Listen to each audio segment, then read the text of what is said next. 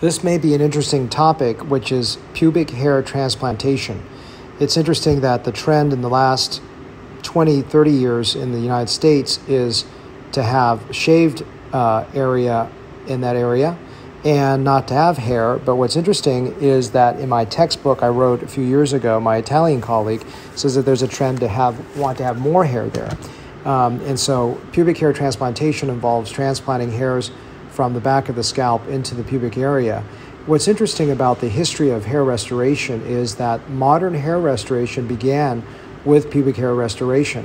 Back in 1939 and 1943, Okuda and Tamura were the first modern hair transplant surgeons to effectively do hair transplant and found that the hairs actually survived.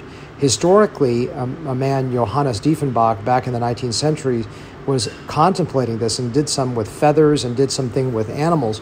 But the first modern hair transplant was performed in Japan by Okuda and Tamura in 39-43. The reason why we didn't get a lot of evidence for their work for so many years and decades was due to the fact that this was done during World War II. Of course, they lost the war, and this information was lost for many years. Interestingly enough, about 10 years, maybe not 10 years ago, maybe 8 years ago, I met Okuda's grandson at one of the International Society of Hair Restoration Surgery conferences.